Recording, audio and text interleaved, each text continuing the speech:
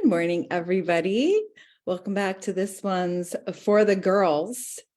I cannot believe that we are on day 10. Every single post and every single live has actually personally been a blessing to me. I hope you feel the same way. You'll have to let me know which lives, which posts have been your personal favorite. I hope that this group ends up being more of a resource page for you as you go forward. We'll probably keep it open for quite some time. Also, I just want to say a quick thank you to my wonderful friend, Ali Bashand, for being like the brains and the brawn behind doing this group. For many years now in January, we've tried to do some sort of group, whether it be a health group or a weight loss group or lowering our inflammation together, kind of a restart type of thing, a challenge. And this time we decided to put our heads together and just try to bring you all sorts of subjects that we feel need to be chatted about amongst us women for the health and blessing of our families. So we pray this has been a blessing to you. Thank you, Ali, for making this happen and organizing it all. Okay, here we go. We are talking about wellness baths. And I know I put up a very long post for you. I don't want this live to be as long as yesterday's live, although that was very fun chatting about EMFs. You guys, today, I'm first going to talk about my very favorite bath. It has one ingredient in it. Can anybody just guess what this bath is? This is not a bath I do probably even monthly. I would say once or twice a quarter, I will have a bath like this, and my children will have a bath like this. It is called a fever wellness bath, and all you need is clean, pure water. Yeah, that's all you need. Clean, pure water. Have it? Does anybody have it? Now, I will say this before I go into this. This is so important. And I know I talked about it a little bit in my post earlier today, but getting a filter for your bathtub is quite economical. And it is very efficient at taking out a lot of the chlorine, the fluoride, and any other pollutants that are in our city water, even our well water. Yes, it is a blessing to have well water. You can get all sorts of minerals and stuff. But man, a basic filter, they can range from like $20 to $70 to a couple $100. I think ours was close to 40 a couple years ago. Anytime you do any sort of bath and you're putting your body into a body of water, or your children are getting into regular baths, you guys, your skin is soaking up everything in that water.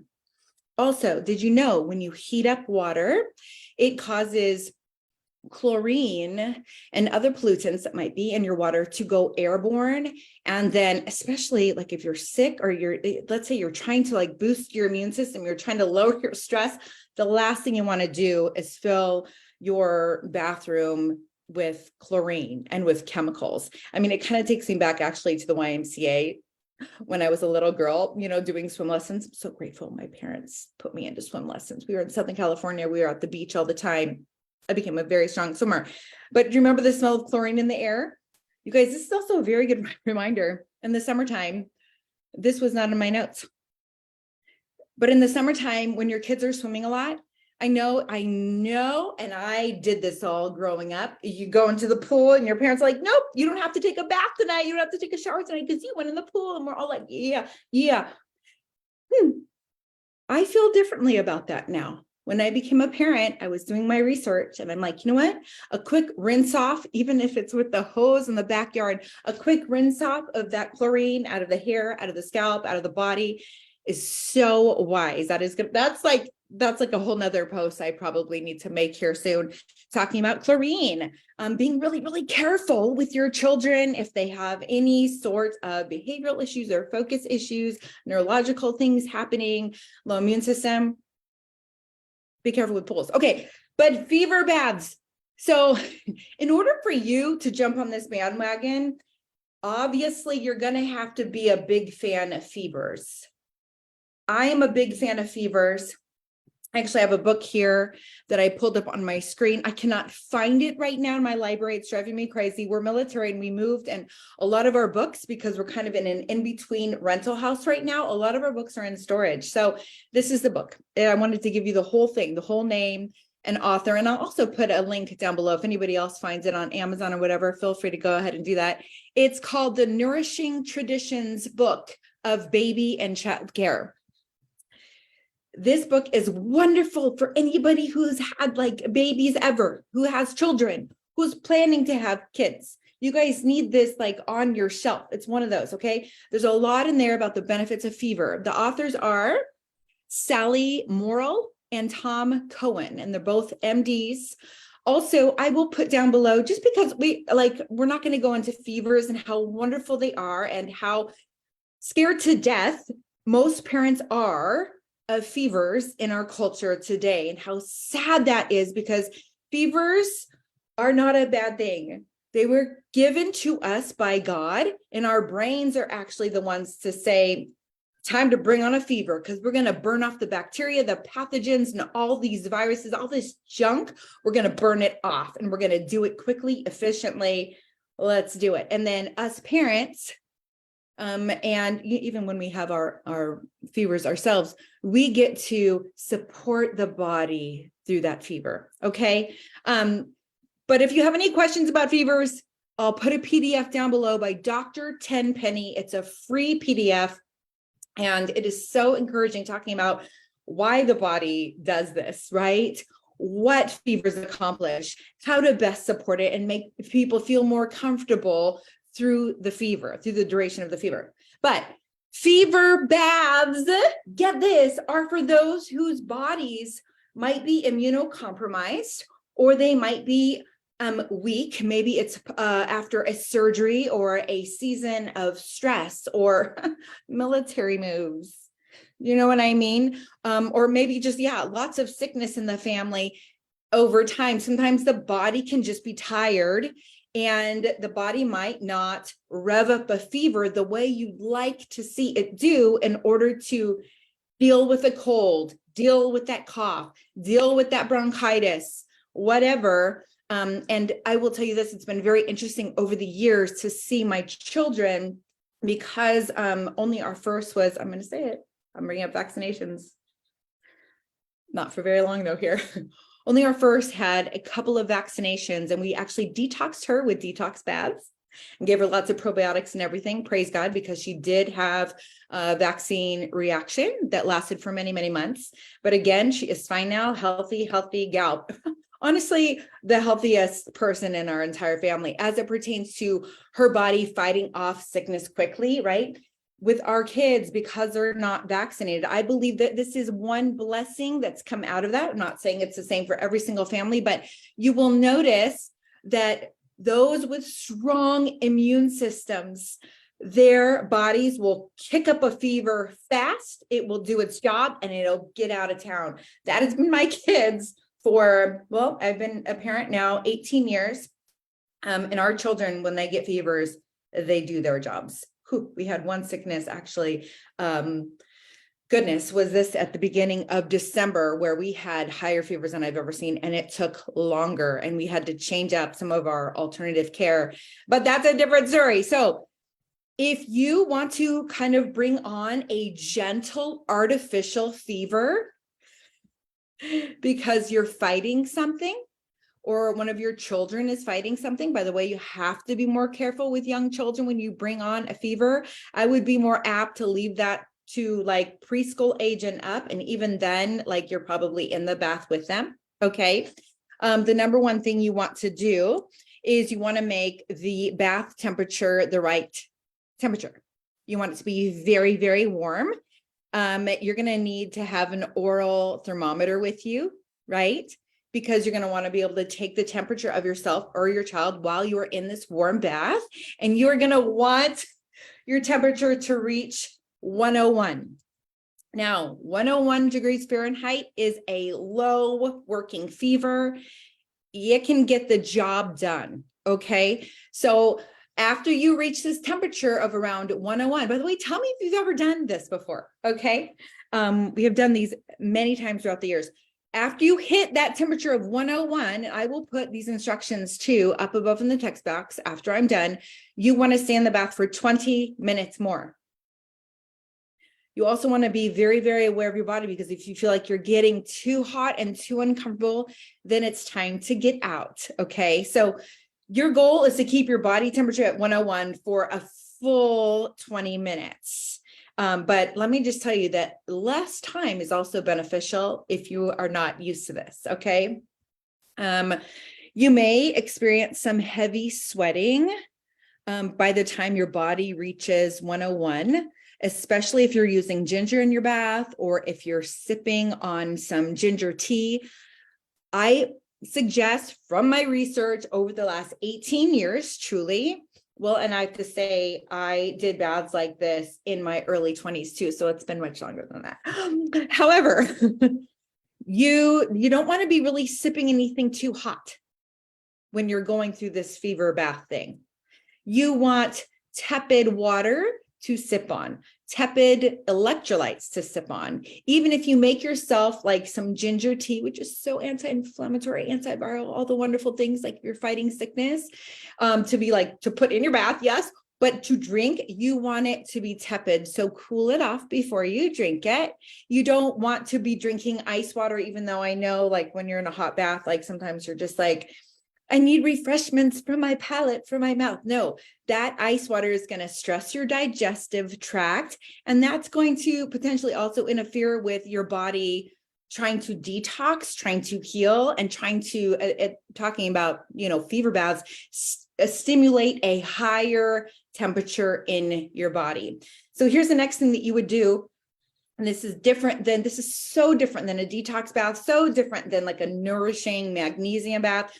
You're going to want to, when you get out of the tub, probably have somebody around to be available for you, have a towel nearby, and make sure you go slowly, breathe a lot. Because if you're fighting sickness and you're trying to stimulate your body to have a low working fever, you could be a little shaky, right? Or uncomfortable.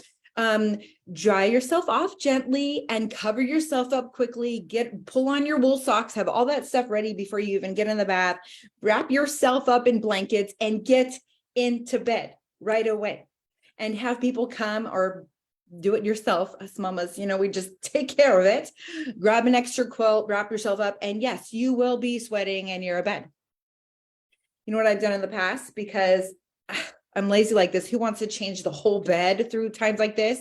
Those like puppy pads, or like, I don't know if you guys had those on hand when your kids would get sick when they're little, you know what I mean? Those little, you know what I'm talking about? You can put that under you, soak up some of the sweat, just less to clean up later. You want to sweat it out, and try to sleep if you can. When you wake up, your clothes are going to be damp. You do not want to be cold and damp in your bed. So you're going to have somebody help you. Potentially. I have not had to have somebody help me, but I'm also very headstrong and like, I'm not going to faint. I feel strong. I feel good. I'm hydrated, right? Get into this shower and rinse off all that sweat. You're rinsing off all those yucky toxins. Do it warm. Do not be shivering in the shower. And guess what? You can do these like 2 to 3 times a day if you're fighting something and you need to kick something fast. Can I just tell you, the number one thing I missed for 6 months after my surgery in June, I had a big abdominal surgery, is my baths. And I will tell you, I had more sickness through that time than ever before. Those of you who know me, it was like my immune system was slammed out. So it was like narcotics and antibiotics, and I have the MTHFR gene mutation. So I had to rebuild my gut. I used Plexus. I tweaked my supplements, but man, getting back into those baths has been such a blessing. So those are my favorite baths, fever baths. All you need is hot water, hot, clean water, right? So make sure you get yourself a really, really good filter for those. You can always throw in other things into a fever bath as well. Okay. And there's lots of little concoctions in my post from earlier today. The other thing I really wanted to talk about is the difference between Epsom salts and magnesium flakes. These are 2 different items that you can use for your baths. And The question that I always get is, can you use them together? And yes, in fact, I think they are really great together. So here's the difference, because a lot of people are like, well, aren't Epsom salts a form of magnesium? Like, what's the difference then between that and just flat old magnesium sulfate? First, this is one of my favorite brands of magnesium flakes.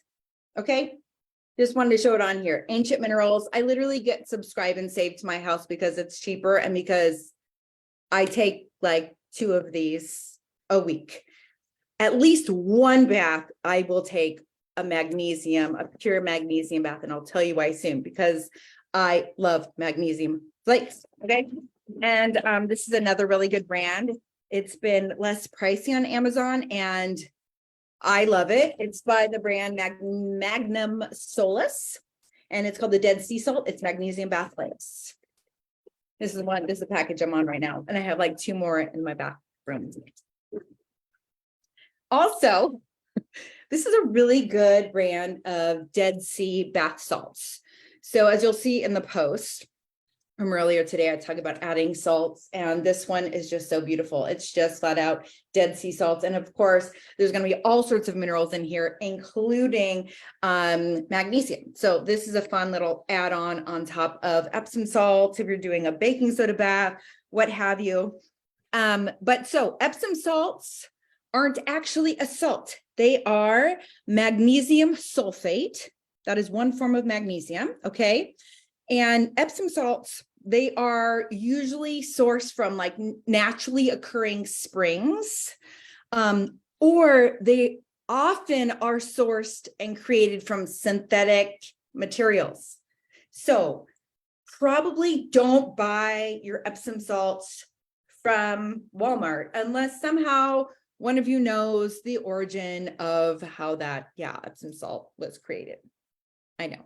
You gotta be wise about this stuff, because we're trying to heal our bodies. We're trying to detox our bodies. We're not trying to flood our bodies with more pollutants. Okay. So Epsom salts, which I didn't show you any options here. Mine is in a huge like glass container that I was not going to bring over here by my little desk here. Epsom salts are really, really great for detoxifying. They are really great for pain, sore muscles, relaxation, stress. A big tip here for EMFs, which we talked about yesterday on day 9. There's a big post up about those and a live that I did yesterday.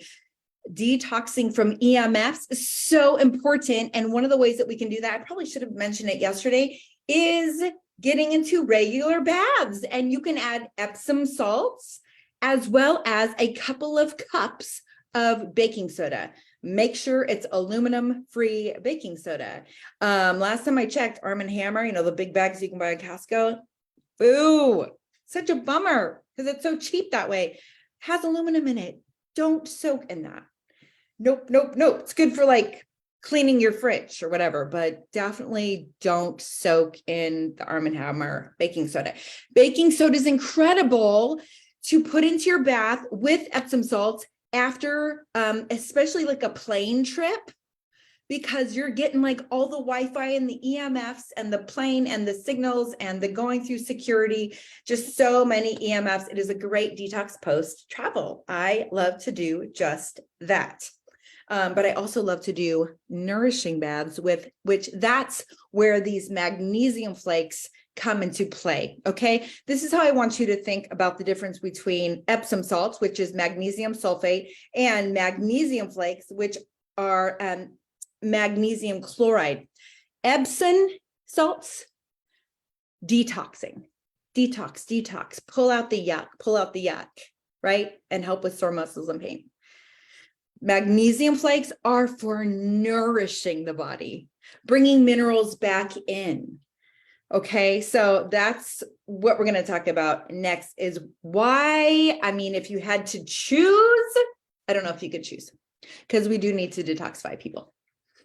But I love the thought of nourishing the body. I feel like our culture is so big about detox, detox, detox, detox. That can be really harsh on the body over time. Even with Plexus, we want to make sure, as we're using like our ProBio 5 and our Vital Biome and these wonderful things to open up detox pathways, right? Like ease and active. We also want to be nourishing the body with Slim, with X Factor Plus, with Hydrate, with minerals, with good food. You get it? Okay. Ooh, last thing that I almost forgot about, Epsom salts, acetaminophen, Tylenol. I'm not a fan. I know there's a time and a place. Don't get me wrong. But guess what? Epsom salts. Let me set my dog. There goes my dog. It's okay. It's okay. Epsom salts help with detoxing from acetaminophen. Isn't that amazing? And do you know why? Because it restores and replenishes the body with sulfur. Remember, this is magnesium sulfate. Sulfur is good for a lot of other things too, but we're not going to get into all of it today because it's too much information. Okay, magnesium flakes, you guys. Here's the deal. Magnesium flakes are usually found and mined, right, in ancient seabeds or beautiful, clean, open water sources. One place that's really, really great to find your magnesium flakes is actually from the Dead Sea, which actually both of my bags here, that's where it's mined from. I love both of these companies. I've looked into them, and also the salts that I mentioned before. Okay. Also, it is really, really important that you know that magnesium flakes are way less likely to have pollutants in them, like heavy metals, because of the way that they are mined. Okay.